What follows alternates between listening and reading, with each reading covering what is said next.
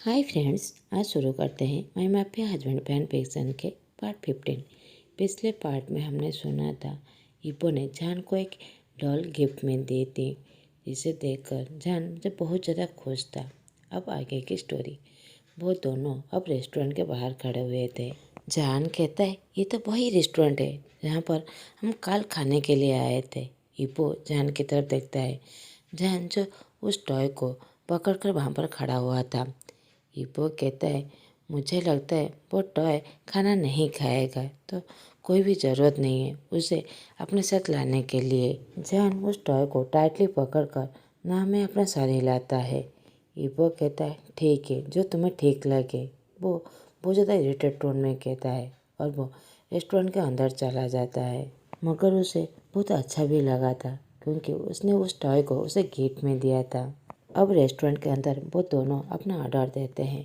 इबो जो खाना खाने की कोशिश कर रहा था, मगर वो सारा वक्त बस जान को ही देखे जा रहा था, जो काल की तरह रॉ चिली और मॉन्स्टर की तरह खाना ही खा रहा था। इबो उसे देखकर बस ढेर सारा पानी ही पी जा रहा है। अब वो रेस्टोरेंट के बाहर आ जाता है। वो कार में बैठने ही वाले थे कि जान फिर से 2 मिनट कहकर वहाँ से दौड़ के चला जाता है। अब वो 2 चॉकलेट लेकर आ जाता है और इबो को चॉकलेट देते हुए कहता है सर, ये आपके लिए। आई एम सॉरी, काल के लिए मैंने उस चॉकलेट को खा लिया था। इबो कहता है मुझे नहीं। जान उसके बात को काटते हुए कहता है पता है आप कोई छोटे बच्चे नहीं हैं, आपको कैंडी पसंद नहीं है, मगर सर ये चॉकलेट है, प्लीज़ एक्सेप्ट कर लीजिए, ये मेरा रिटर्न गिफ्ट समझकर। जान पॉपी फेस के साथ कहता है। इबो कहता है ठीक है, बस आज के लिए। ये कहकर जान के हाथ से वो चॉकलेट ले लेता है और वो खाते हुए सोचता है कितने सालों बाद। और वो जान की तरफ देखता है तो उसकी आंखें बड़ी हो जाती है।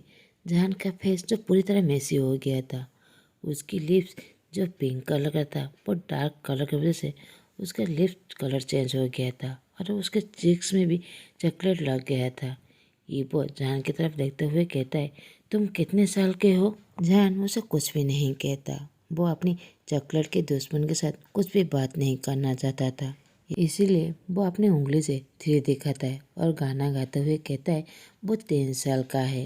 इबो का फेस पूरी तरह पाम हो गया था। वो कार से एक टिश्यू पेपर लेकर उसके पास जाता है और उसके लिप्स और उसके चीज़ को वाइप कर लेता है।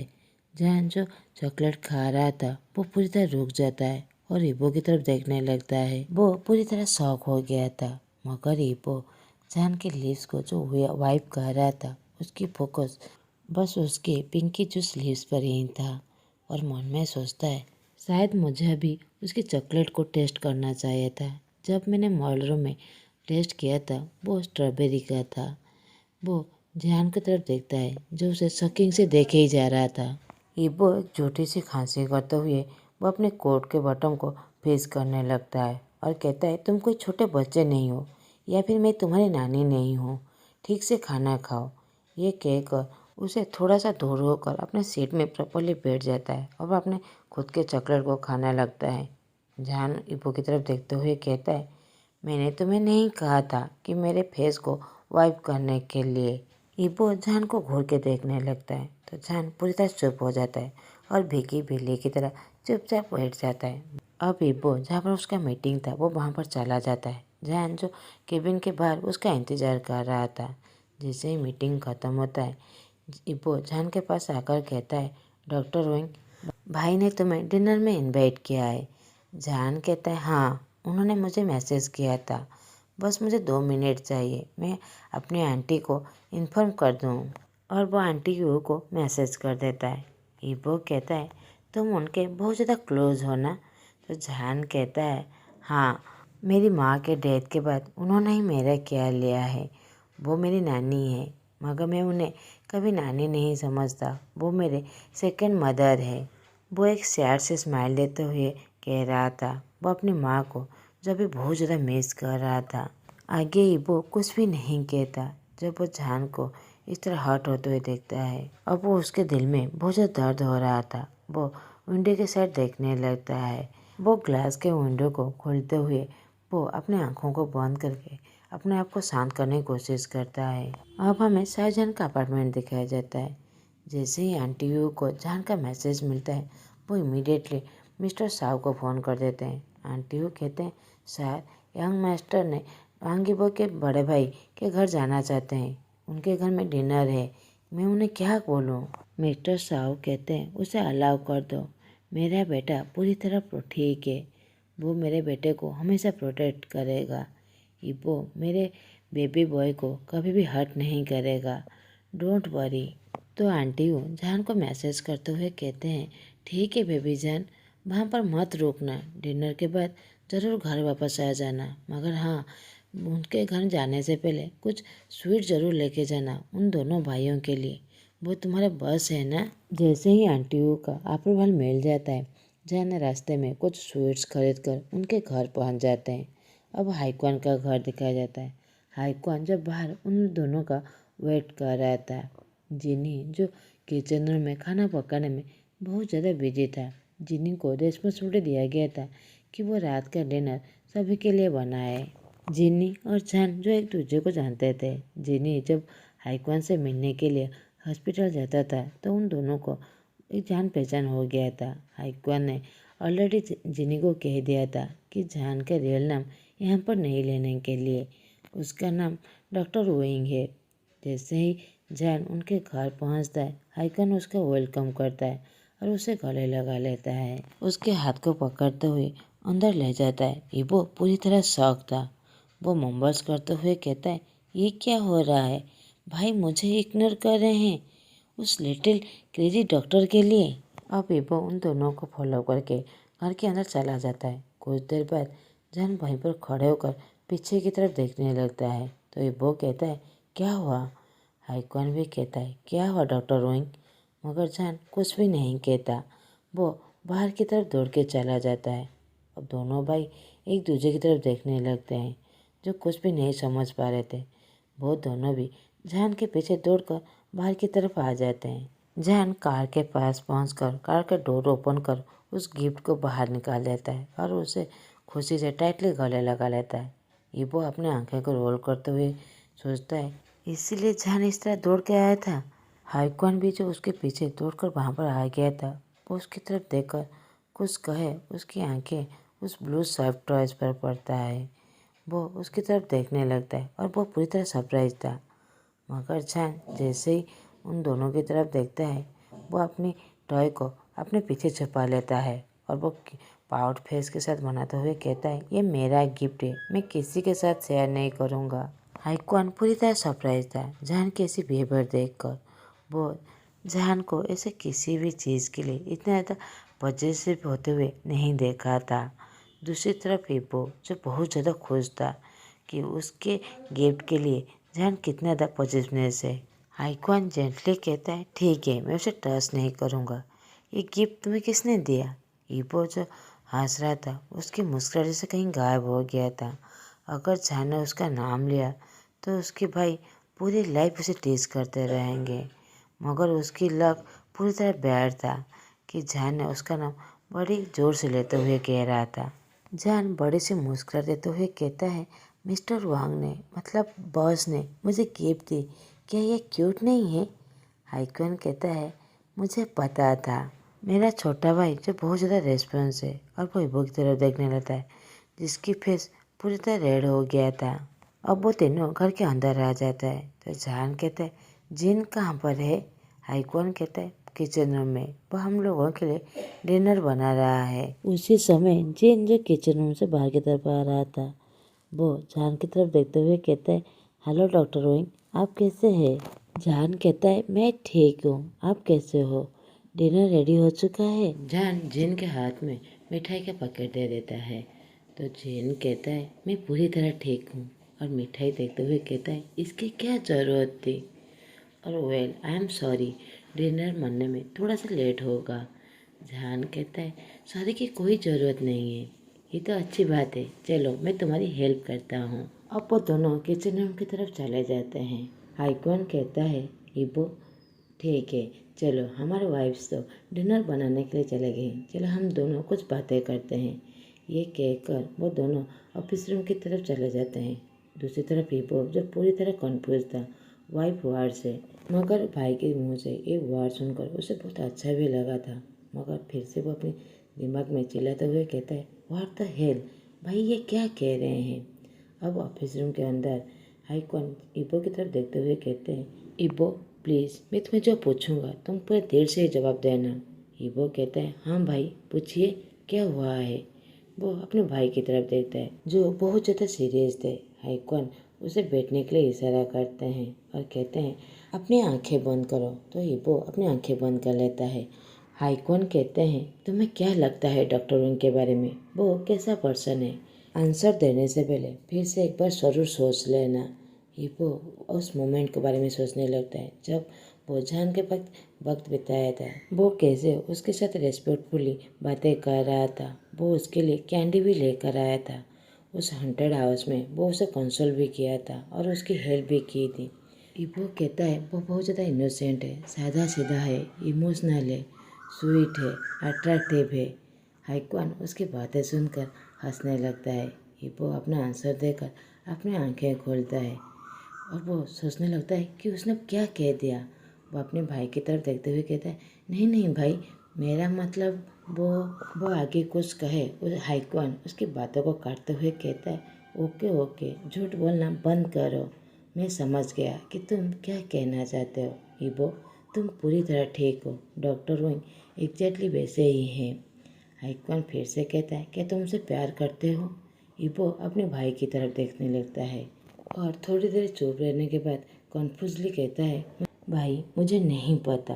वो अपनी आंखें को बंद कर लेता है और उस याद करने लगता है जब वो रो रहा था उसके लिए, और वो अपने पेरेंट्स के बारे में जब उसे कह रहा था और उसके बचपन के बारे में। मगर हाईकॉन वो समझ गए थे, ईबो के आंसर से वो समझ गए थे कि ईबो जान के लिए फीलिंग रखता है, मगर वो डायरेक्टली नहीं कह सकता। वो अभी पूरी तरह कंफ्यूज है।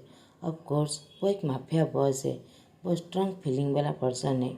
वो अभी समझ नहीं पा रहा है जो उसे क्या एक्चुअली फीलिंग है, उसके जान के लिए क्या फील करता है। ईबो अपने भाई की तरफ देखते हुए कहता है, भाई मैंने जब उसे पहली बार मिला मुझे बहुत ज़्यादा स्ट्रॉन्ग फीलिंग हुआ था। वो बहुत ज़्यादा लवली है, उसकी स्माइल बहुत ज़्यादा चार्मिंग है। मुझे उसके पास रहकर बहुत ज़्यादा वार्म फील होता है। मुझे नहीं पता मुझे ऐसा क्यों होता है, मगर जब मैं उसके साथ होता हूँ तो मैं बहुत ज़्यादा खुश होता हूँ। मुझे बहुत अच्छा लगता है। मुझे नहीं पता कि मैं उसे प्यार करता हूँ या नहीं, मगर वो मुझे चाहिए। वो मुझे हमेशा चाहिए। मुझे उसका वार्मथ चाहिए, मगर मैं बहुत ज़्यादा कन्फ्यूज हूँ। हाईकॉन कहता है, ईबो ये प्यार का पहला कदम है। जब हम उसे प्यार करते हैं नेचुरली हम इस इंसान को अपने लिए ही चाहते हैं। मैं भी सेम फील जेन के लिए करता हूँ। तुम्हें पता है जब वो दर्द में और खुशी में और इमोशनल में होगा तुम्हें भी वो फील होगा। जब वो मुस्कुराएगा तुम भी उसके साथ हंसने लगोगे, और जब वो दुखी होगा तुम उसके साथ रोने लगोगे। यही प्यार है ईबो। ईबो कुछ देर सोचने के बाद अपने मन में कहता है, मेरा भाई पूरी तरह ठीक कह रहे हैं। मैं भी डॉक्टर रोइंग के लिए सेम ही फीलिंग करता हूँ। जब वो मुस्कुराता है मैं भी उसके साथ हंसने लगता हूँ। जब मैंने उसे रोते हुए देखा था मेरे दिल में बहुत ज़्यादा दर्द हुआ था। मुझे डॉक्टर रोइंग के साथ बहुत अच्छा लगता है। क्या यही प्यार है। और वो अपने भाई की तरफ देखने लगता है। हाईकॉन कहता है, ईबो तुम भी एक इंसान हो, तुम्हें भी राइट है हंसने के लिए। तुम्हें भी किसी को वार्म की ज़रूरत है। हमारे पेरेंट्स के डेथ के बाद तुमने अपने दिल को लॉक ही कर दिया है। मैंने तुम्हें हंसते हुए कभी भी नहीं देखा। डॉक्टर विंग वो पर्सन है जिसके साथ तुम खुश हो। ईबो मुझे पता है कि तुम जान से प्यार करते हो, मगर अपनी फीलिंग को अभी समझ नहीं पा रहे हो। तुम कंफ्यूज हो। थोड़ा सा टाइम लो और इस बारे में ज़रूर सोचना। ये कहकर वो उस रूम से बाहर की तरफ चले जाते हैं। ईबो अपनी आँखें को बंद कर लेता है और सोचता है, मुझे नहीं पता कि मैं क्या चाहता हूँ, मगर मुझे डॉक्टर विंग चाहिए। इन 2 दिनों में तुमने मेरे साथ क्या किया है। ऑफिस रूम में ईबो कुछ देर अकेला रहने के बाद उसे थोड़ा सा रिलैक्स फील होता है। वो अभी डाइनिंग रूम में अंदर आ जाता है जहाँ पर जीन और जान जो डिनर सर्व कर रहे थे। खाना बहुत ज़्यादा डिलीशियस दिख रहा था। अब वो चारों डाइनिंग टेबल पर बैठे हुए थे। ईबो और हाईकॉन एक साइड में बैठे हुए थे। जान और जिन उनके सामने अपोजिट साइड में दोनों बैठे हुए थे। इबो बीच बीच में जान की तरफ देखने लगता है। वो अपनी चॉपस्टिक को नीचे रख कर खड़ा हो जाता है। जैन कहता है, इबो क्या तुम्हें कुछ चाहिए? इबो कहता है, हाँ, मगर मैं अपने आप ले आऊँगा, आप खाना खाइए। ये कहकर वो किचन रूम की तरफ चला जाता है और एक बाउल में पूरा रॉ चिलीज भर के उसके अंदर लेकर आ जाता है और जान के प्लेट के पास रखकर अपने सीट में बैठ जाता है।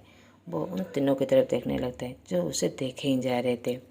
इबो कहता है, ये मेरे लिए नहीं है, ये डॉक्टर ओइन के लिए है।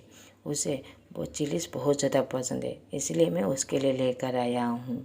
वो हमारा गेस्ट है ना, इसीलिए उसके चॉइस के मुताबिक उसे देना चाहिए। ये कहकर इबो अपने सीट पर बैठ जाता है।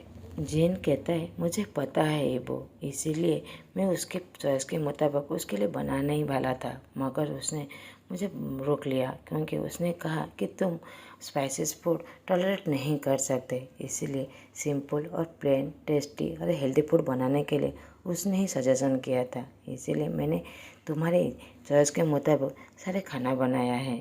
हाइक्वान हंसने लगता है और मुंबर्स करते हुए कहता है, इबो, जान तुम्हारे लिए बेस्ट चॉइस है। इबो जान की तरफ शौकीन से देखने लगता है मगर हंसने लगता है जब वो जान को उनकी बातों पर कोई भी अटेंशन नहीं देखता। वो देखता है जान जो ग्रीन चिलीज को हंसते हुए बस खाना ही खा रहा था। वो सच्चे में स्पाइसी फूड को बहुत ज़्यादा पसंद करता है। जान कहता है, थैंक यू सर। वो रेस्पॉन्स में बस अपना सर हिला देता है और बड़े से मुस्कुरा देता है। हाइक्वान अपने भाई को ऐसे हंसते हुए देखकर वो भी बहुत ज़्यादा खुश था। अब उन लोगों के पास एक स्वीट पोटैटोज था। हाइक्वान बस यही की चम्मच लेकर उसके आंखों में आंसू आ गया था।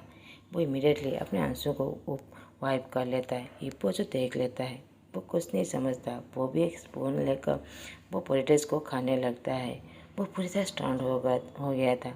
कुछ ही देर में वो दोनों ही उस बाल को पूरी तरह क्लीन कर लेते हैं।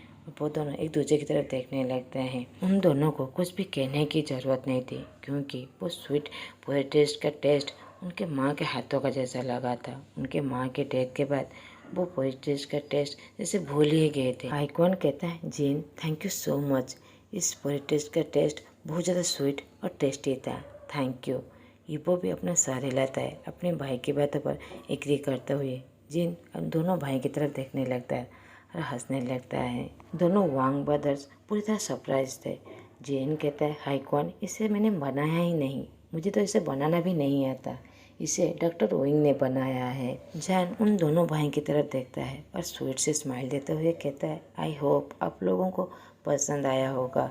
इबो विस्पर करते हुए कहता है, तुमने बनाया था? जैन नर्वसली अपना सर हिलाता है। हाइक्वान कहता है, तुम्हें खाना बनाना आता है? जैन प्राउडली कहता है, हाँ, मुझे खाना बनाना आता है, सारे dishes, Chinese, Japanese, Korean, Indian, Italian और बहुत सारे। आंटी मुझे सब कुछ सिखाए हैं। जैन कहता है, वाह, तुम तो बहुत ज़्यादा टैलेंटेड हो, क्या प्लीज़ मुझे सिखाओगे ये टेस्टी खाना कैसे बनाते हैं? जहान कहता है, हाँ श्योर, क्यों नहीं। इबो कॉम्प्लीमेंट्स देते हुए कहता है, इट्स रियली बहुत ज़्यादा टेस्टी है, मुझे और चाहिए। ये कहकर उसकी तरफ बाउल दे देता है तो जहान मुस्कुराते हुए उसमें स्वीट पोटैटोज दे देता है। कुछ ही देर में जहान नोटिस करता है कि इबो ने सब कुछ खा लिया है तो उसे बिना पूछे उसमें और फिर से दे देता है। इबो को बहुत ज़्यादा एम्बेरस हो रहा था कि उसे मांगने के लिए, मगर जैसे जहान समझ जाता है तो इबो भी खुश हो जाता है। हाइक्वान कहता है, इबो, डिनर के बाद तुम डॉक्टर ओइंग को पर्सनली उनके घर छोड़ कर आओगे। इबो नोट करता है। जहान कहता है, इसकी कोई ज़रूरत नहीं सर, इबो बहुत ज़्यादा टायर्ड हो गया है, उन्हें ब्रदर करने की कोई ज़रूरत नहीं, मैं टैक्सी बुक करके यहाँ से चला जाऊँगा। जहान ने पूरे दिन देखा था कि इबो ने कितना ज़्यादा काम किया था, इसीलिए वो उसे और ट्रबल में नहीं फंसाना चाहता था। इबो कहता है, मेरे लिए वरीड होने की कोई ज़रूरत नहीं, मैं पूरी तरह ठीक हूँ, मैं तुम्हें तुम्हारा घर छोड़कर आ जाऊँगा। इबो ये बात कहकर फिर से बाउल उसकी तरफ बढ़ा देता है तो हाइक्वान चकल करने लगता है अपने भाई के ऐसे चाइल्डिश बिहेवियर देखकर। जहान कहता है, सच्ची में सर, ये आपको इतना ज़्यादा पसंद आया? इबो कहता है, ये बहुत ज़्यादा टेस्टी है, जैसे मेरी माँ बनाते थे। जहान इबो से ऐसे कॉम्प्लीमेंट सुनकर वो बहुत ज़्यादा खुश हो जाता है। हाइक्वान सोचता है, जहान की मदर बचपन में ही गुजर गए थे और उसके पापा उसे यहाँ पर पढ़ने के लिए छोड़ दिए थे। वो समझ सकता है कि बिना पेरेंट्स के क्या दर्द कैसा होता है। आज का पार्ट मैं यहीं पर ही ख़त्म करता हूँ। आप लोगों को मेरा एक्सप्रेशन अच्छे लगे तो प्लीज़ लाइक, कमेंट और सब्सक्राइब कर दीजिएगा। Thanks for watching.